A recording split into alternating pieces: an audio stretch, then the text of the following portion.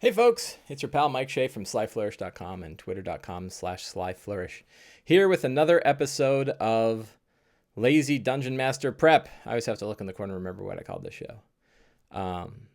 Every Sunday, most Sundays, I hop onto Twitch and prepare for my D&D Tomb of Annihilation game using the steps from Return of the Lazy Dungeon Master.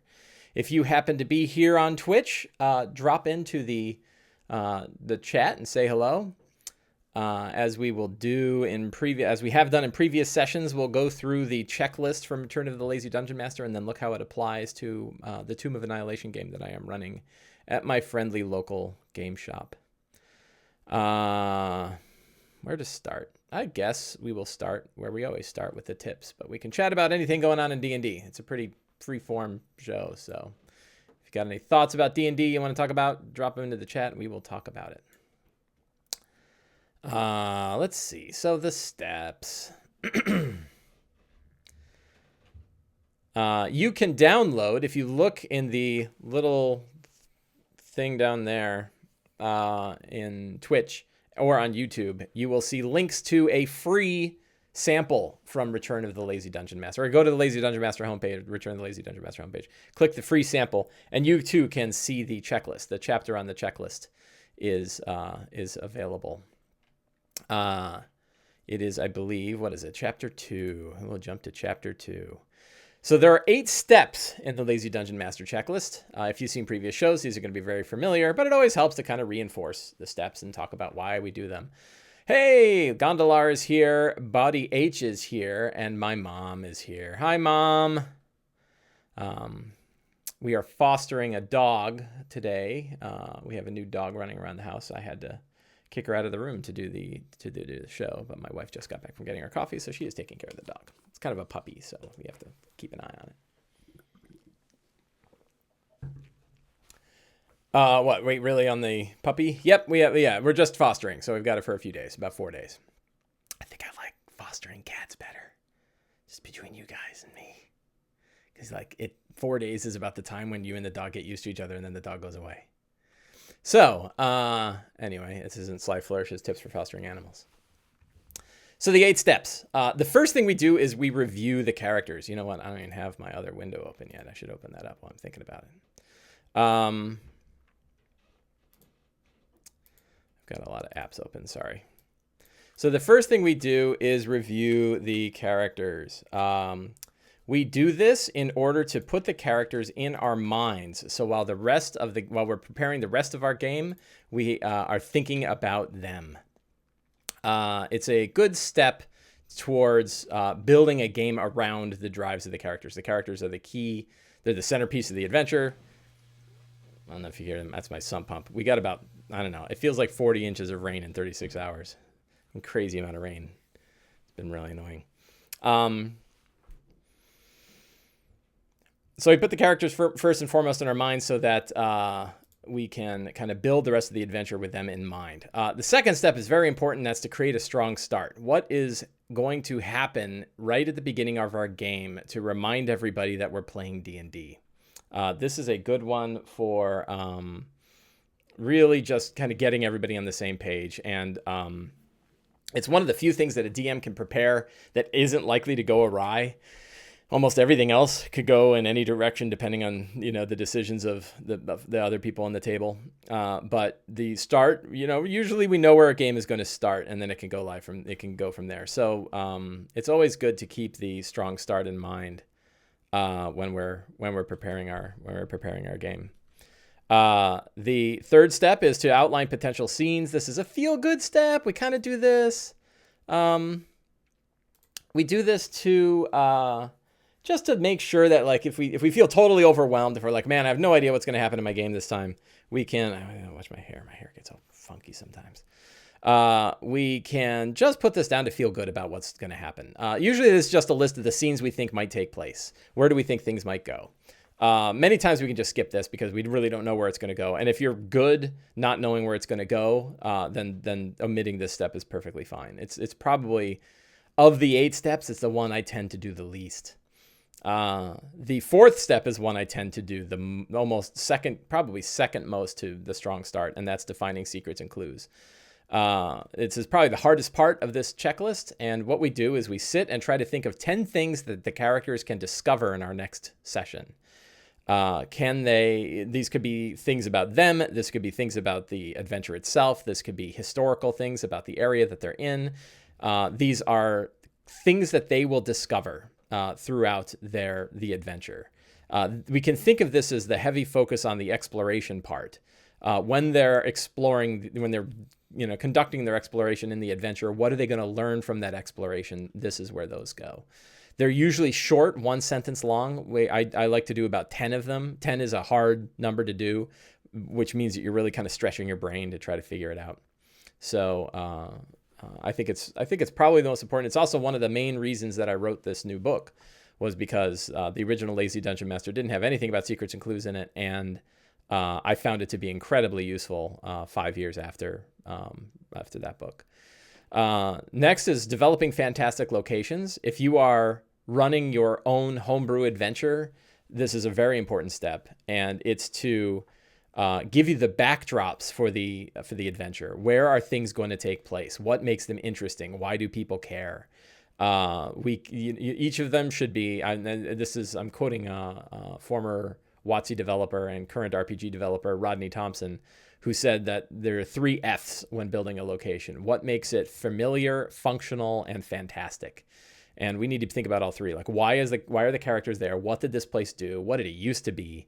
And what makes it interesting, right? And so these could be rooms in a dungeon. This could be areas in an overland. Usually it's like a location is within the size of what a character can see at one time, is kind of one way to put it. It's like you could make a castle a location. I've done that before, but then it's like, yeah. And if they're only just looking at the castle, or the castle's really pretty sparse in the inside, that's fine. But generally, you'll want to break it down into areas and make each area its own location. If we're running a published adventure, we tend not to have to worry about this too much, on the assumption that the adventure has fantastic locations for us. In the case of Tomb of Annihilation, it is packed with fantastic locations, so I tend not to worry about it too much. Next is outlining important NPCs. I'm going to tweak my gain of my mic here a little bit, I think. I'm just screwing it up. Oh, I made a big mistake. I don't even know what dial I'm turning. No, that's the gainer, right? My gain is all weird. I'm looking at my level. There we go. Okay, that's a little better. Tell me if I'm sounding okay or weird. I'm still tweaking my little setup here. So the next is outline importing NPCs. If we have NPCs we know are going to come up in the game, it behooves us to kind of write their names down and maybe jot down a personality type for them. You'll see what we talked about last week when we brought in the crazy golden skull that follows the characters around. That's an interesting NPC.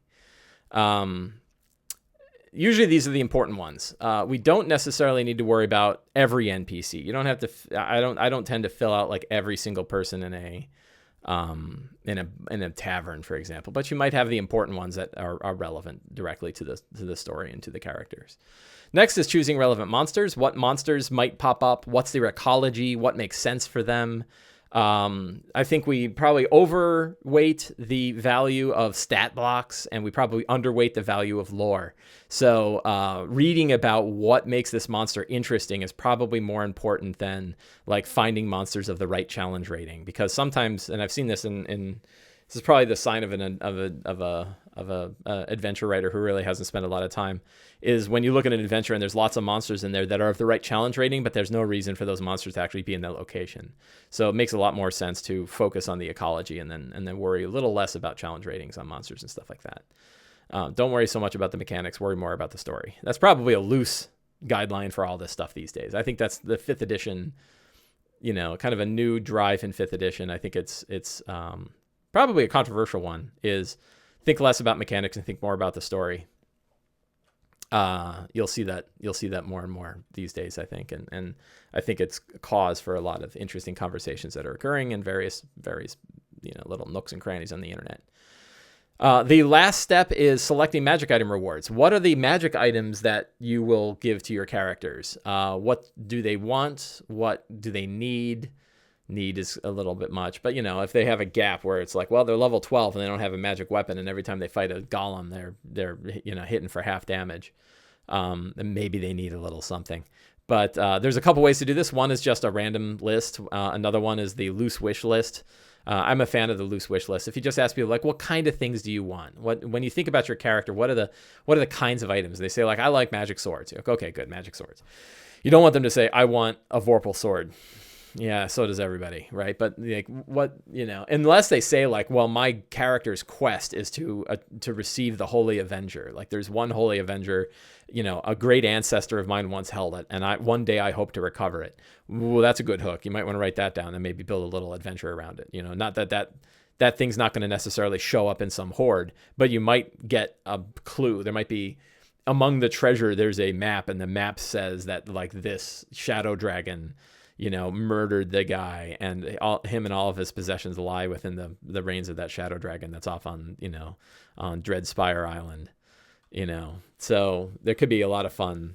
You could build a whole fun quest around it, and everybody could kind of get involved, and that could be a good time. So those are the 8 steps. We keep them very loose. You can omit any step that is not useful. This is true with everything in the Lazy Dungeon Master. If it doesn't help you, don't do it.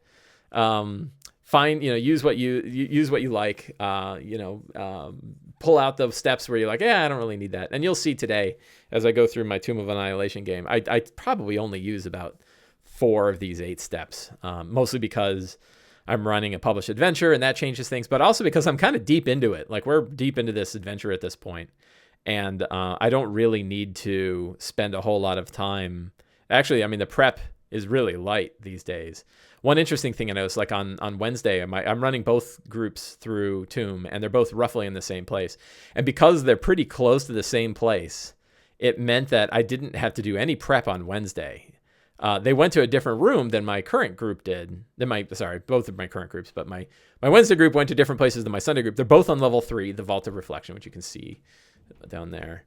But they kind of are going to different rooms and kind of handling it a different way. But I don't know which way they're going, and I don't really know. I've read the thing, so I kind of know what's going to happen. But a lot of it is like I just got to run it. I've just got to run it the game, which meant that on Wednesday I didn't prep anything. Today I'm prepping stuff because I'm with you guys. But I think it's interesting to me. One kind of thing that I picked up running Tomb was, because it's a big dungeon and we're spending weeks and weeks and weeks there. I don't remember how many weeks we're spending. I have to go through my email and look. And probably we could probably check on this very show. But because I've read it, and because I'm running it for 2 groups, and because it's this fixed location, there's only so much they can do and so many places they can go. And there's not like major story hooks changing. There aren't major, the what do they call them? Especially in my Sunday group, they killed Withers. So Withers isn't even doing anything. So it's basically, the Sohn sisters, these 3 hags that are harassing them. But other than that, there's not like a major motion going on inside the dungeon, which means that, like, it's pretty easy to run. Like, there's, the adventure is really thick with detail, so I don't need to worry about that. I'm not lacking for things to do. But I don't have to prep a lot. And I guess that's a sign of a pretty good adventure. And that probably is something to say about dungeon adventures, is like, if you spend the time to really read a dungeon adventure and sort of grok it and let it soak into you, you don't have to prep a whole lot, because you know everything. And I think if you guys look back over the previous episodes of this show, many of the secrets have repeated themselves because they haven't necessarily come out in play yet. I don't need to prep them that much because I've been talking about them for weeks. So that's interesting to me. That's sort of an interesting observation of my own running this adventure. Justin T. Bassett says, the Tomb was a bit more than a third of my campaign time. It was a nice DM experience to prep it all up front and then like 15 minutes a week after. Yeah, that's what I'm finding. And like last week, it was literally 0. Like I got busy and I didn't prep anything, and everyone shut up and I pulled out the book and we said, where are we? And we started running and it was great. So, I could still have a lot of fun, but I'm pretty good at thinking on my feet too, after spending all this time doing this. So that helped. What else is there to talk about? So, breaking away from talking about my game for a minute, and talking just in general about the Lazy Dungeon Master, I am very proud to announce that the Kickstarter has been fully delivered. If you have backed the Kickstarter and didn't get anything you thought you were going to get, please log into Kickstarter, go to the messages, go to your backed projects. This is all in the upper right. Look at your backed projects, look for the Return of the Lazy Dungeon Master, and in there you will see messages that I sent to you. Open any of those messages and you will get a link to a page, and on that page are links to all of the deliveries that you need to get. So whether you backed at the digital tier or the physical tier, all of the links are there. The physical tier people have to order their books from RPG Now. They order them for the price of printing and shipping, and they will be mailed to you. And many people, thank God, I looked on Twitter, and many people on Twitter have received their books already. And it's just really exciting to get that. Eris Shrug says, it was fun seeing Mark Holmes asking you about where to get a copy. I didn't even realize that was Mark Holmes. I get so many questions about it. I hope I gave him a good answer. Did I just link to the page? I'm like, buy it here. So yeah, I don't know. But Big Bill's been very happy with it, which makes me very happy. It's reviewing very well on RPG Now. It's reviewing well on Amazon. It's available everywhere, by the way. You can buy physical copies at RPG Now or Amazon. You can buy an audible version. You can buy digital versions for your Kindle. You can buy it in PDF and EPUB from a bunch of different places. So it's widely available at this point. And I'm kind of still like watching things and seeing the mechanics move, like watching the machinery roll. But generally it's done, and I'm very happy. It was a hell of an experience. It was 16 months from the time I sat down to write it to the time people were getting physical copies in their hand. It's about 16 months. And now I'm working on other things. And that is for both Return of the Lazy Dungeon Master and, that looks terrible. There we go. That's better. The Lazy Dungeon Master Workbook. Both of them have been delivered. The Workbook is probably, so an interesting stat. I was looking at how many people have ordered the physical copies of the books, and more people have ordered physical copies of the Workbook than the main book. And I'm kind of pleased to see that, because to me, this is the one you want to, this is the physical. I keep a copy here. This is the one you really want to have in soft copy or in hard copy, because it's the one you want to throw in your bag. It's nice. It's lightweight. It's 50 pages. So not super big. What I did, I think I mentioned this in the last show, is I took it over to my Kinko's, my local Kinko's FedEx shop. They pulled the spine off and then spiral bound it with a plastic cover. And that way it's a little bit more durable in the bag, and it lays flat, and you can fold it over itself, and it's really great. It costs about $6 to spiral bound it. But that if you want the director's cut of the Lazy Dungeon Master Workbook, go to a place that will spiral bind it and spiral bound it, because that makes it super, super useful. I found it's useful the way it is too. Even in the glue bound form, I took one and I just ran it through the ringer. I beat the crap out of it. I folded it over. I pushed it on the table and squished it down, and it never broke, and the pages never came flying out. So it'll hold up. The glue is solid. But still, it's a little bit more. It's a little nicer to have a spiral bound copy, I think. Unfortunately, there's no way for me to ship spiral bound versions, or at least none. I have no idea how to do that. So doing a print on demand Lightning Source, who does the fulfillment for the print on demand, does not do spiral bound or any sort of. They'll do staple bound, but they won't do spiral bound. And this was, I think, literally one page too long to do staple bound, and we could not find any page to cut. Anyway, so that was very exciting. I'm very happy. I've got all 3 copies of the book, the hardcover, softcover, and workbook sitting right here, and that pleases me greatly.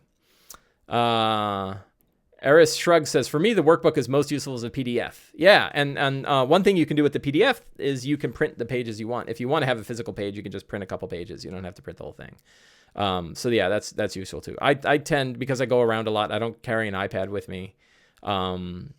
I like to have the physical version sitting there too, and it's just a little easier for me to whip that thing out and go to the Madness table, which I go to like pretty much twice a session.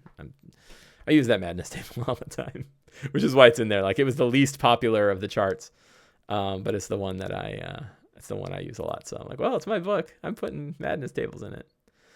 And no, I don't consider that one worthy of pulling out. So let's take a look at the game. Let's go jump over here. Oh my God, that window is totally not correct. Let me get that window there. Hey, look at that. All right, so let's save this. We are looking at, today is the 16.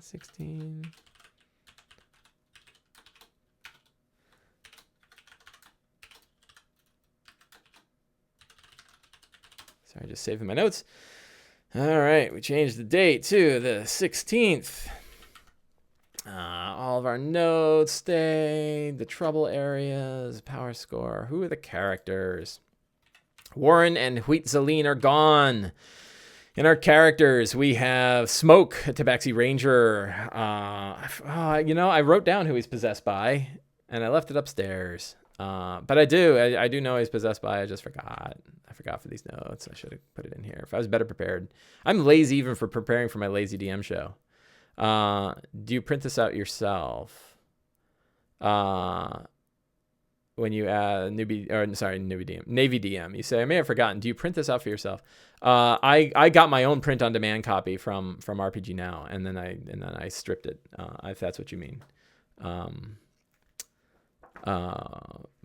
But if you're talking to Era Shrugged about whether they print from the PDF, that works too. I did that for a while. While I was doing the prototypes of this, I went and actually had them.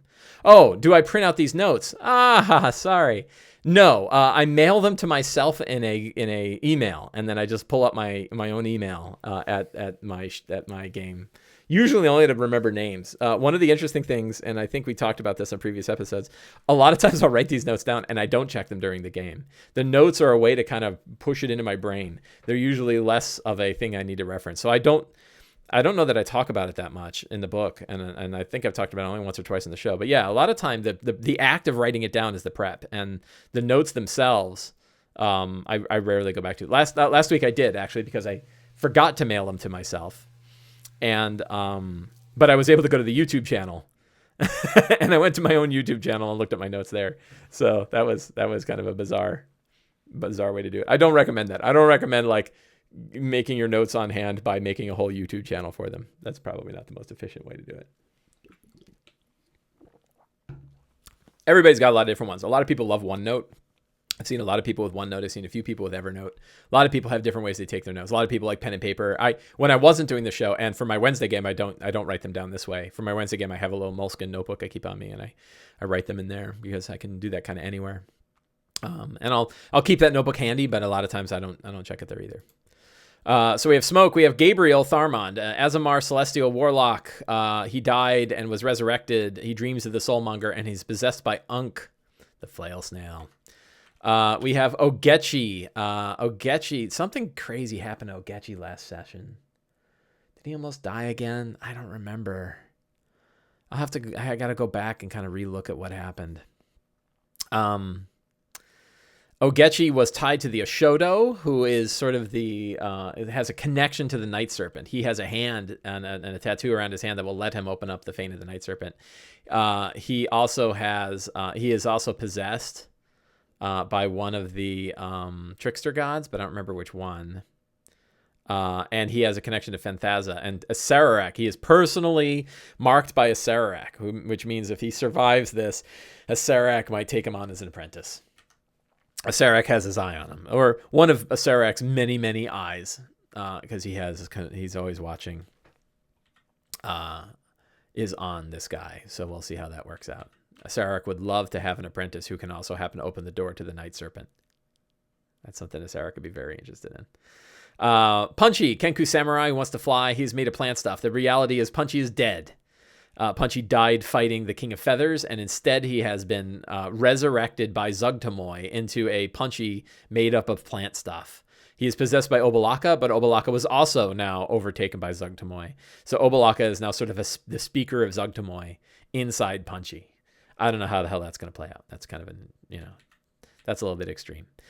We have Alistair. Alistair is a fallen Asimar paladin. Tried to protect another group, but that group died, and now he wants to protect this group. He has an onyx figurine from a dog named Barnaby. He's also possessed, but I forget by who. I really should keep all the possessions close by. And then we have Arjan. Arjan is the new character for Brian. Brian's previous character, Warren, was killed by Bodax. Arjan is a dragonborn dragon sorcerer, and he was trapped in a mirror from another world, and now he is here. So those are the main characters in our game. In order to know where, so the tomb is quiet. They can hear so they learned all of this stuff in the last section. The tomb is now quiet because Withers is dead. They heard tomb guardians fighting each other, but most of them have killed each other at this point. So now it's starting to get quiet. They do know that the tomb is aging faster than those who are in it. So like people could be here for centuries and not die. And that's so... This is sort of one of those things where it's like, oh, I like that idea, but why? And then you're like, oh, that's why. So if the tomb is an antenna of pain and suffering, then one way it can elongate its pain and suffering is to change time for the inhabitants so that they are there longer and their pain lasts longer. And the dungeon is feeding off of this. Like they're walking through it, but everything is the dungeon. They're kind of moving slower through the dungeon. Their pain is slower in the dungeon so that, they can put it here for 100 years, but really it's 10,000 years. And in the 10,000 years, it's channeling a lot of pain, which is awesome. So scenes that take place. Let's take a look. Let's see. I'll minimize that. And I'll minimize that. And we'll take a look at the map over here. So they navigated room 37. This crazy ass. They spider climbed. They totally didn't land on those platforms. And they spider climbed their way over. They dealt with the gargoyle statue that threw everybody around. They went through to 36. They took a rest in 36. They saw a skeleton who rode on the wall safe and then starved to death there.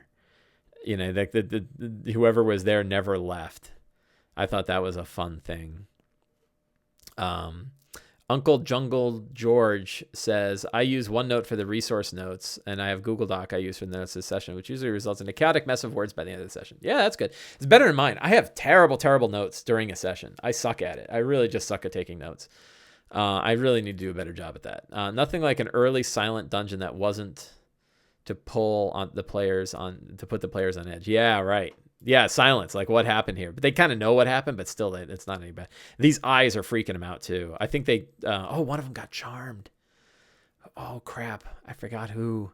I wrote it in my notes, and they're like, "Oh no!" Because one of them poked the eye, and the eye charmed them, and now they're permanently charmed by. So that's going to be fun by the beholder. So they got through this water room. They did not get into area 32. This little fun trap here on the right is apparently really awful and can kill people. So I worried about that. 33 was fun. This room is the pit with the thing that they had to drink. I just made it that they had to scoop it out, but if any of them touched it, it would have really hurt them. And they did see the face of the creature that was in there. In this case, like you walk in and you see a duplicate of yourself that's like 10 feet ahead of you, and you have to get your duplicate to drink out of the thing. But if you happen to face the duplicate, or if anybody sees the face of the duplicate, it's this horror that, makes you just fall over unconscious. And it did that too. I think one person fell over unconscious and lost, I forget. And the guy's like, well, I can make a saving throw. And I was like, well, it's 7. How much damage did I take? And I said, like, how many hit points do you have? He said 75. I said, you took 75 points of damage. He's like, ah. So now they are in area 34. There's lots of slime. There's lots of stuff. And that's where they're going to start peeking into shrine, the next shrine, this shrine 35. So that is where we ended the game, was there. They skipped over. They did not go. They know about the secret door here, but they did not enter it. And they've got, I think, 6 of the crystalline eyes. So they're getting to be able to pick up those eyes. They've got a couple more to get. Uncle Jungle George says, I started doing a summary of what happened the night after the session, and I can reference that happened when I'm prepped to the next session. Yeah, that's a power tip, and it's a power tip I don't do because I'm late. It's late and I'm tired. Which is, I think spending freaking 5 minutes just saying like, so what happened in this week's game? Where did it go? What hook, just writing some hooks down. I really should do that. Like, what are the things I need to tap into that happened in this last session and do while it's fresh in our minds? It's super easy, super powerful, and I don't do it because I'm an idiot. But I'm going to try. I'm going to try to do that. It's a New Year's resolution for me. Take better notes during and after the game and then review those notes. So my games are weekly, so I at least have that. Although I had a monthly game and I couldn't remember anything about where they were. It got canceled, though. So I think room 35 is probably next. When we say where they're going to go, the room 35 is likely. And then probably, I don't know if they're going to go back or where they're going to go. So I really don't have, as far as scenes taking place, I have no idea where they're going to go or where they're going to head. There's not much left on this level, but they know that they want to clear this level. I think they have 3 of the... they did not meet... I think Navy DM asked about this. The Gilbert Godfrey Golden Skull.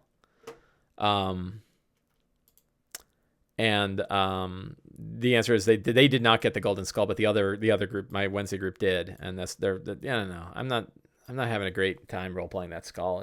It's annoying and bothers the hell out of people, and they know it wants to eat gems, but I'm not crafty enough on my feet to, the problem when you have like a super sarcastic, super like witty NPC is you have to be as sarcastic and witty as the NPC is, and I'm not.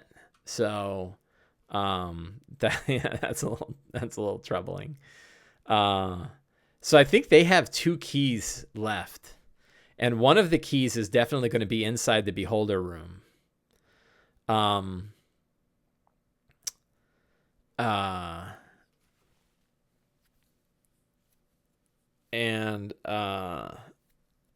I don't know. And then I think the other key will be on level 4. Will have gotten lost and is down 1 level deeper on level 5 in the gear room. So what is I think the strong start is just going to be like, seeing. So that the whole image, I think in 35 is where 30 is Aijin's tomb. And this is where I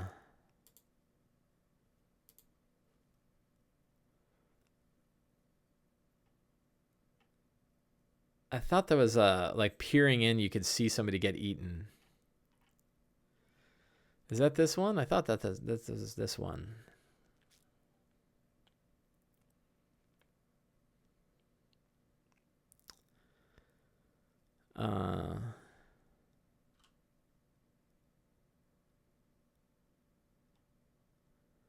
I'm sure I saw something about like you could sort of peer through and see somebody getting eaten. Maybe I have this. Is it Uncle George knows? The northern hallway from the grand staircase. So that's 29. Is that where you see it? I might move that.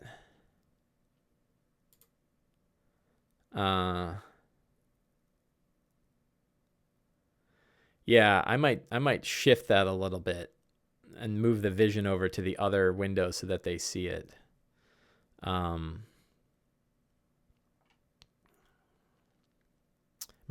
Boulderhorn.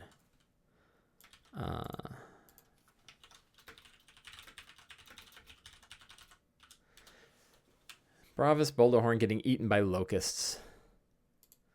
44B is gonna suck for the players. Which one is 44? Is that level?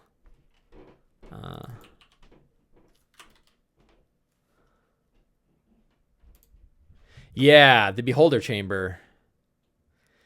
It's going to be tough, and I think that I'm not going to play the Beholder as optimized as the Beholder could be a complete schmuck.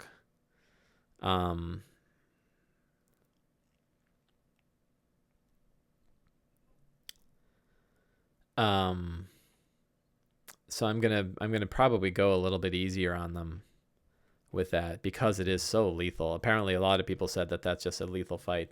That's interesting though. I mean, I've got two pretty strong groups though. They're both level 8 or level 9, I think. And I think they will hit level 10 when they get all of the skeleton keys. I'm gonna boost them. They'll level them all up then. So, but yeah, they're getting all of the keys. I think they've got 6 of the eyes at this point. 4. Yeah, they picked up about 6 of the eyes. So I don't know where they get the rest of them. It's in the book though, so I'm not gonna worry about that too much. Yeah, so strong, is there any other, so let's stop for a minute and say, is there any other thing we could do that's a strong start? Is there any other way that the,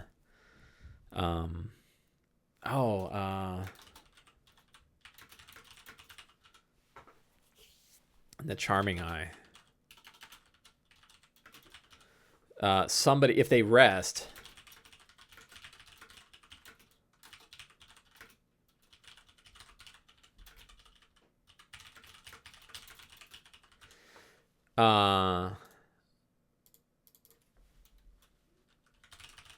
so in order to refresh the charm that the beholder is putting on Ogechi, he's been charmed, and one of the things that's been put into his head is every 45 minutes stare at one of the patches and an eye will pop out and recharm him, right? And its purpose is to kind of constantly keep his charming fresh. So somebody might notice that that's going on, and that could be, that could be a deal. That could be interesting. What else? I don't know if there's any other major events going on. Like the Sohn sisters kind of don't care. They're worried about things going down below. So until the characters get outside of the dungeon proper, I don't think the Sohn sisters are going to get too involved. They like to screw with people in their sleep. So I think that anytime they try to take a rest, one of the Sohn sisters is going to come and use their nightmare thing on them. I'm kind of giving them some,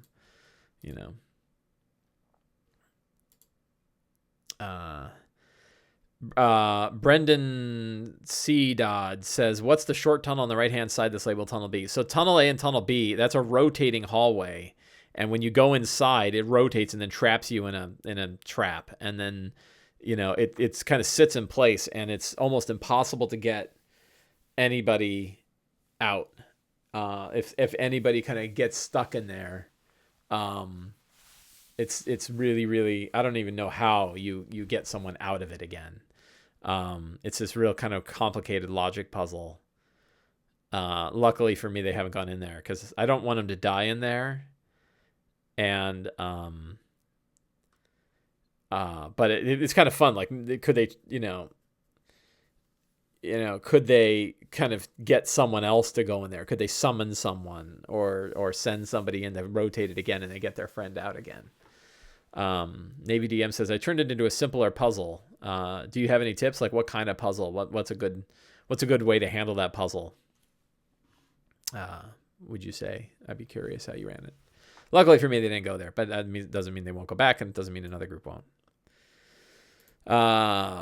Let's jump into secrets. I'm going to cheat today because it's already 10:40, and we're going to look at the secrets from last week and decide, are there secrets in here that level 3 requires 10 crystals to enter the final chamber. They do not know that, but they have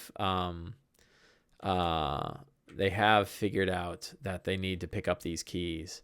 5 skeletons are needed to enter the cradle of the dungeon. They do not know that yet because they haven't gone down that far. Withers and the Sohn sisters never got along, both the different goals. We're going to cut that one. No one cares. Tomb has gotten quiet with Withers dead. They already know that. Tomb serves 2 purposes. Negative emotions of a guest in the cradle. They do know that. Withers was a previous adventurer. Yeah, some of those seemed like a good idea. I don't care now. Tomb serves negative emotions against a crit on the board. Death God. Yes, time doesn't work right. The one the movie looks like is tens of thousands of years old. People don't age right here. I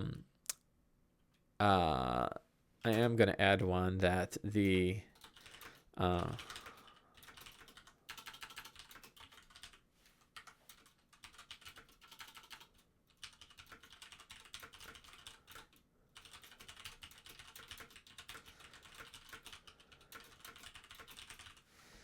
corpse in the safe room starved to death. They didn't want to leave.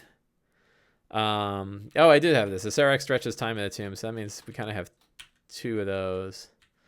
Level 5 isn't connected to any other level other than through the secret staircase. It turns out that's not true, right? Like open to 45, so that's not correct. There are 6 levels in the tomb, only 4 intended for guests. That is true. So we have 1, 2, 3, 4, 5, 6.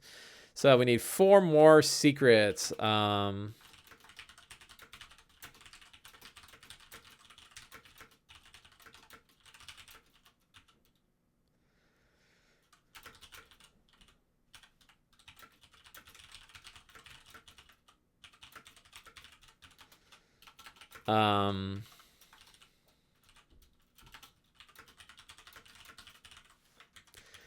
So here would be a fun start is the little toy, like a Blinksy toy.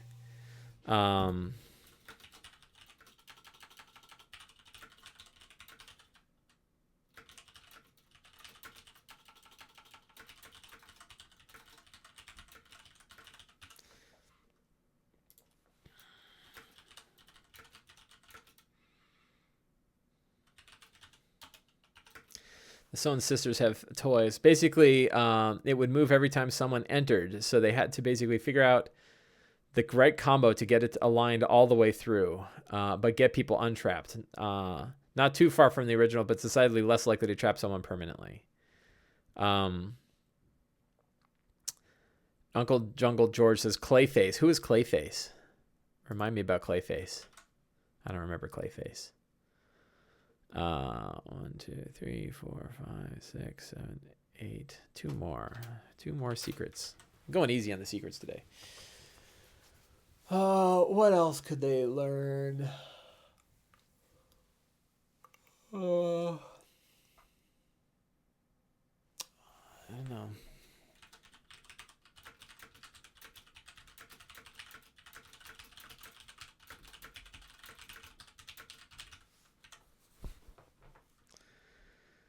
Oh, the dolls, yeah.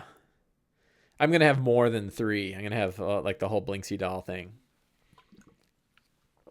And the idea that they're all sort of possessed by children, right?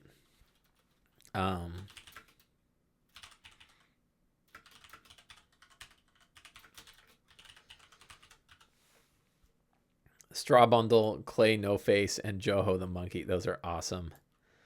Copy and paste that. Thank you.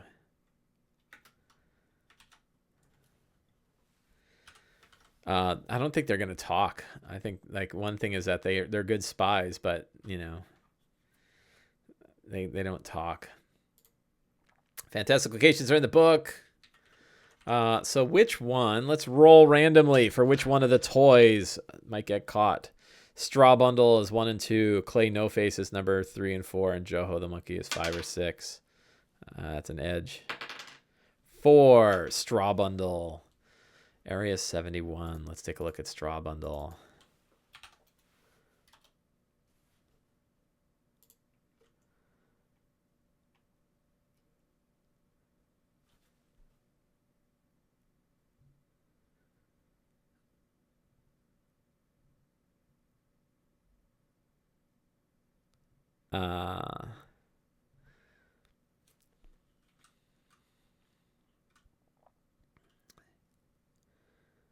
Three night hags.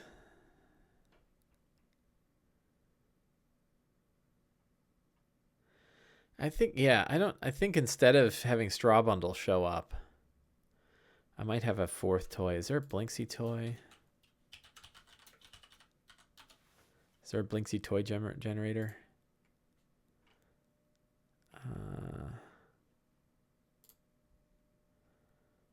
There's an article of more Blinksy toys. I thought I saw something about more Blinksy toys. Dragon Magazine, you're so slow. Is not fun. Is no Blinksy. Is that showing up? It doesn't show up. Sorry. Here, I'll pull that out so that I can see it.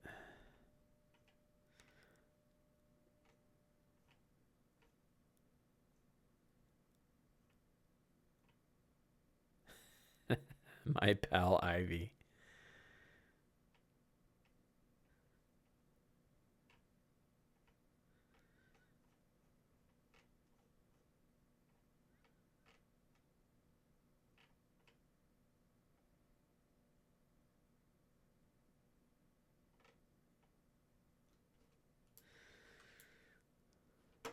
The Chewinga toy.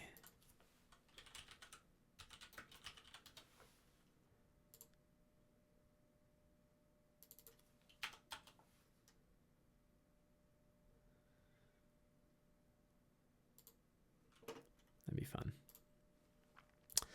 Yeah, I'll come up with something.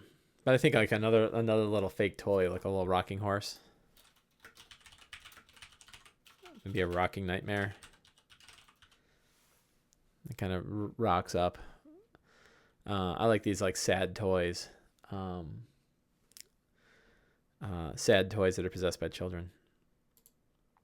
Gilly the Aboleth, they keep hearing it. The gray slot is still running around.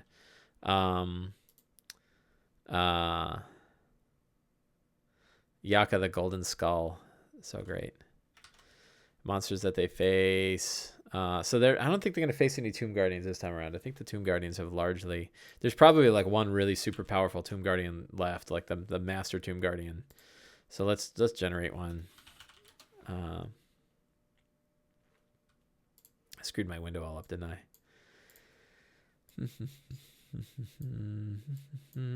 Sorry. There. Enhanced Tomb Guardians. Elven Tomb Guardian with Icy Flail and Poison Spike Chain with Global Invulnerability spell.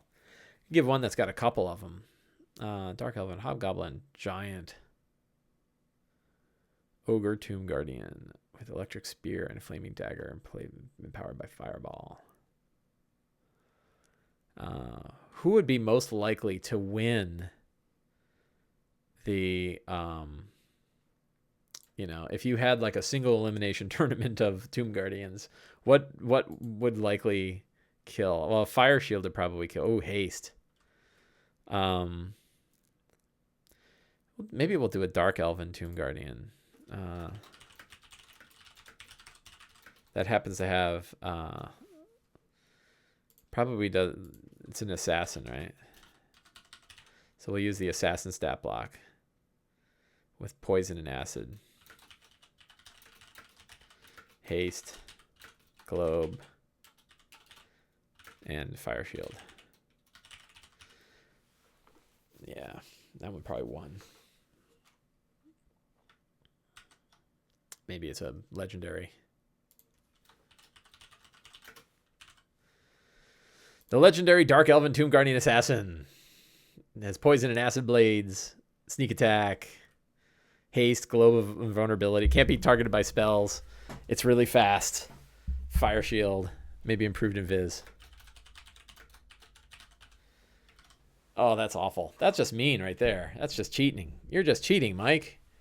What, how can it concentrate on 1, 2, 3, 4 concentration spells? Man, Withers was an ass. That was probably his champion.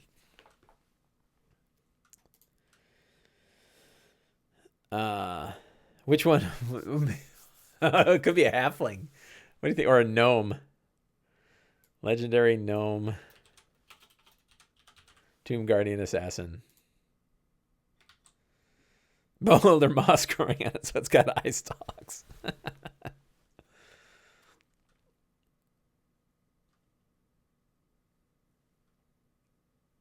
Yeah, maybe it's got scythes, right?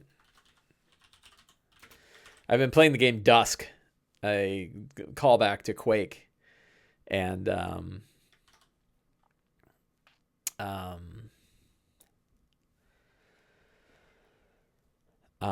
you fight with a pair of scythes in that, and I think it might be fun to have like a gnome. Can you imagine like a gnome with scythes? the poison and acid sneak attacking, and it gets like 3 attacks around, and you know, I don't know if it needs to be legendary.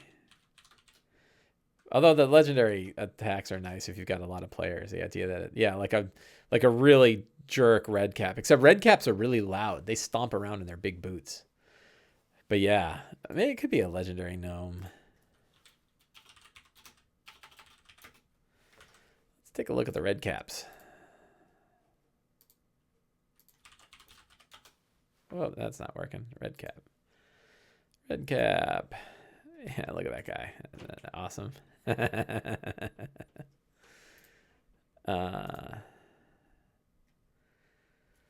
3 attacks with its wild scythe. Super strong.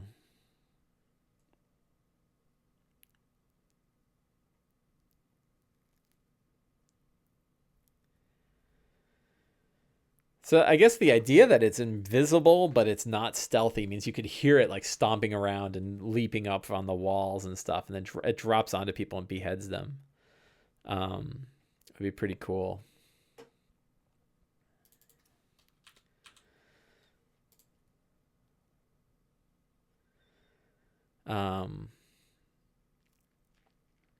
It'll do more damage though. It'll do golem-like damage. Whoop, I hit the thing. Sorry. And I think if it's doing 6 attacks, it's gonna just butcher people. It's gonna be so bad. I love it. But the idea that like it beheaded the other, you know, it loves to behead things. And it beheaded all of the other Tomb Guardians. So there'd be like this monstrous ogre Tomb Guardian, right? And then there's like this stomping and it's looking around, and then like all of a sudden its head just goes ripping off, and you know, its black blood sprays against the walls. I think that'd be really cool. So we're gonna do that. That sounds like fun. So I think I'm solid enough. Again, like when you're deep into the tomb, there's a little less that you need to worry about. You know, it's you know, this is kind of I'm doing it especially lazy today.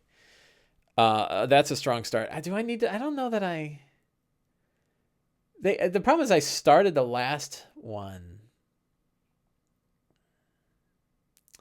I don't know that I need to start with a fight, although it's not bad. I'm gonna hang on to that. I don't think I'm gonna start with a. Yeah, massive ogre Tomb Guardian decapitated by something invisible is pretty badass. That's a pretty strong start. But you think the Locust one is better. Yeah, I'm going to hang on to that one. It's a great scene, right? So, I don't know. I'm kind of liking that scene. I like my Cheaty McCheaty Tomb Guardian that gets 6 attacks and has 4 different concentration spells on it. That's just mean. But, you know. The idea is like Wither sat there and tortured this thing and drew glyphs all over it, and now it has all these superpowers, and you know, it's the worst one. It's the worst Tomb Guardian. It's out there. You know. They can hear it out there. Maybe it hunts them for a little while. Does it have a name? We need a name for this thing. This one's special. I'm starting to fall in love with my monster, though. That's always bad. Names. Let's give this thing a name. Ironfall. Ooh, Ironfall is pretty good. See, the very first one. Ironfall. Because he stomps around with big iron boots.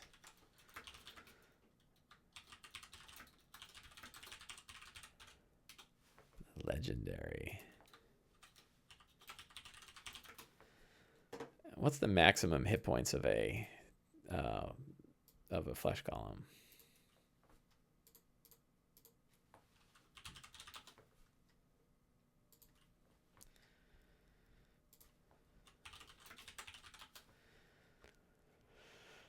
Yeah, this was his passion project. 88 plus 44 is 122. Can I do math? Is that right? I'm gonna give him a lot of hit points, so he could have a couple hundred hit points. This guy's special. Ogara says, "Hi, Mike. Hello back." So I think those are good. So we're gonna grab those, and we're gonna go to my Gmail. I'll do that in another window so you guys don't have to see my Gmail window. So I was thinking today, I was listening to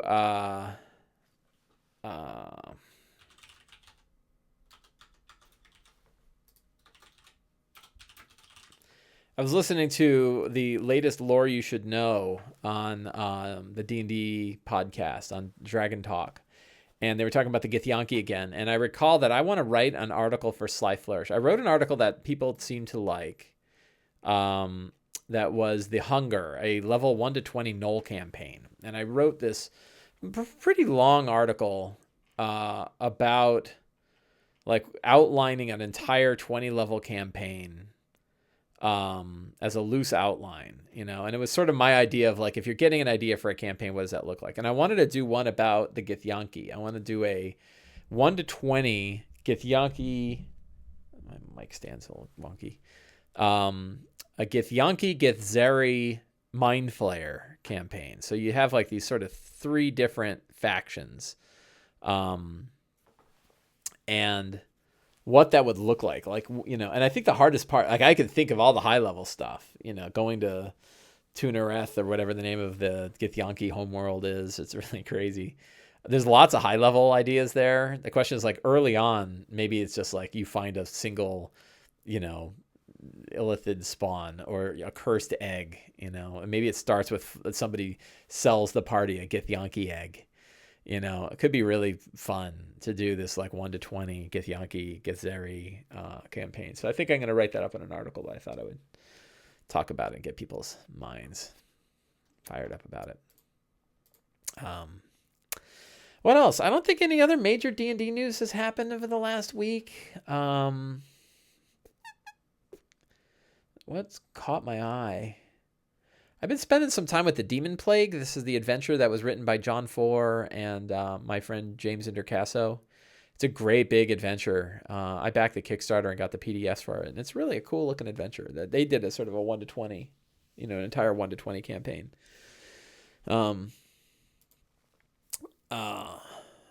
I don't know how well those do because I just don't know how many groups actually make it like the full way. How many people will actually run an entire campaign like that. So I don't know. Somebody mentioned something. I think somebody earlier on. I skipped over it. Somebody brought up how to connect things together in Mad Mage. Where is that? Somebody asked about Mad Mage.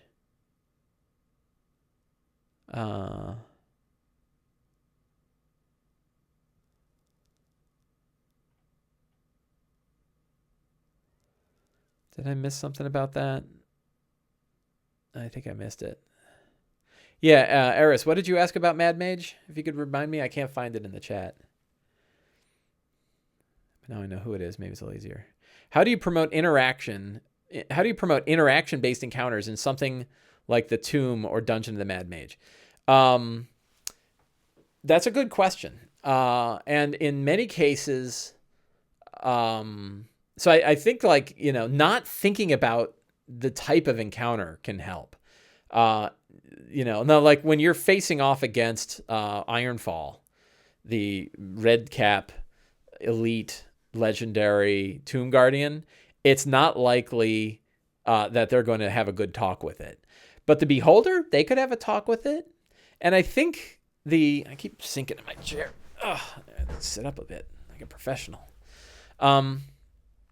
I think that, so I'm going to be, I've got a project that I'm doing for somebody, in which I'm going to talk very specifically about this topic. And it's essentially, how do you build situations instead of building encounters? And the idea is, and I think Mad Mage actually did this well, that not every battle in Mad Mage is a fight. Many of them are not. Like you can kind of look at a situation and see. But I think as a model, I'll give you an example. My meeting Withers, right? Like my first group had a big conversation with Withers, and Withers was very interested to hear what they had to say and very interested in their thoughts on the tomb. And his whole thing was like, I don't want to kill you. I want you to go back in there and be tortured some more. So that was a cool interaction. And both groups had that group interaction with Withers.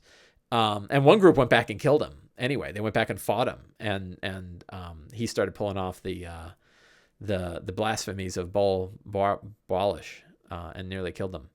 But my other group, I don't know if they're going to go back and face him again.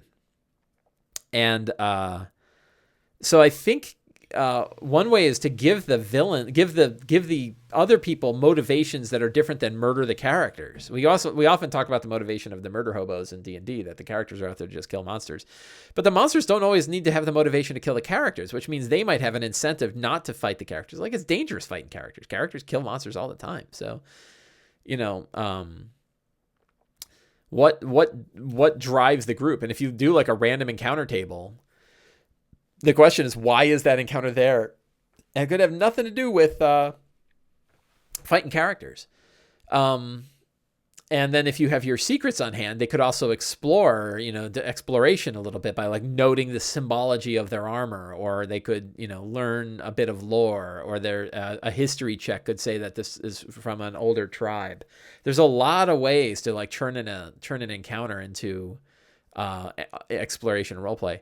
The other interesting thing is sometimes you have all three going on at the same time. So it's like you're fighting Withers, but while you're fighting Withers, you're learning things about his background, and you're talking to him while you're fighting him. And it's like all these things are happening at the same time. So, D&D is based on exploration and roleplay and combat, but I think it's easy to get too wrapped around those three axles and not considering that, just letting a scene play out from the motivations of the people that are there. But I do think if you look through, so the areas that I think are particularly good, if you look through Omu, the city of Omu, and if you look through the Fane of the Night Serpent, like there are many, many character hooks in the Fane of the Night Serpent in Tomb of Annihilation that have nothing to do with fighting stuff. The Tomb a little less so, but like the hags are not necessarily there to kill you either. You're probably going to end up fighting the hags. Like eventually that's going to turn to a fight, but many interactions with the hags could not be a fight. Nanny Poo Poo, the other hag that's in the tomb, is an example, or not in the tomb, but in Chult, is an example of a monster that, villain that you don't necessarily kill. Both my groups did, but that, you could not. So, yeah, I think, Mike in the DM deep dive, the other podcast that I do, the show that I do, I had the opportunity to talk to Mike Merles about this, and he brought up good advice, which is that 5th edition, we need to think a little less tactically. Instead of worrying so much about like what a fight's going to be like, or what that encounter is going to look like, or how, all the different sort of components, which is a very sort of 3rd and 4th edition idea of like, here's your battle arena, here's like flaming cauldrons, here's like an elevated platform that you can get on to get advantage, here's like the spiked area that causes difficult terrain. Instead of worrying about that, you just kind of say like, what is the environment, the way it is, and let the characters sort of, and the situation sort of create that less tactic, more story. And again, I think we talked about this earlier in the show, that, this idea of sort of, less mechanics, more story. It's one of the reasons why I brought up the idea of reading monster ecology, why the monsters do what they do. Now, you're not going to have like a deep conversation with a piercer. Piercer's going to fall on your head and do a bunch of damage, and then you're going to stab it with a sword. And that's fine. Like D&D is all about, piercers landing on your head, and then you have to fight him and stab him with a sword or whatever. But yeah, so Ogra says, general advice on the topic is prep situations, not fights or exploration scenes, etc. Yeah, prep the situation. I agree with that. I have a whole article about this, I think. Letting go and define encounters. Look at that. So here's a whole article about not worrying about defining what an encounter is going to look like. You're going to have 6 bandits and 2 swashbucklers that you meet in an alley. No, a gang is controlling the alley, and they've got people that are watching the alley. And when they see people going through the alley, they might say, let's try to stop them. But how many people? Well, typically, when you have a bunch of people going through an alley, you only have a couple cup purses, But if you see hardy adventurers, that's one thing. If it's like, a mercenary company has been sent to stop the characters, that mercenary company is like, okay, well, we need to have an overwhelming force. So I'm going to want, if you want us to stop these, these powerful adventurers who have been on many adventures, and we've seen them wipe out many groups, we're going to need 4 war wizards, and we're going to need, probably 6 veterans and a whole bunch of archers. and it's based on, and then they're like, oh my God, that's a battle and a half. But yeah, it's not every battle's a quote unquote balanced encounter. It's based on the situation. And sometimes you just get mugged by a couple of bandits and then you kill them, even though, because you're level 7 and who the hell are bandits?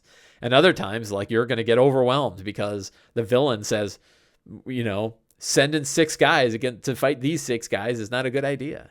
So, yeah, situations, I think is Navy DM says Dishonored is an example. Yeah. So I mentioned Dishonored in here. Dishonored is a video game. And the idea in Dishonored is like, it's a situation and you have all of these different tools at your disposal to deal with that situation. And I think D&D is the same way, right? Like, you can stealth your way through, you can bluff your way through, you can use a whole bunch of different spells, kind of like, oh, the Dragonborn who killed Alduin, but did someone steal your sweet roll? I don't know what that means.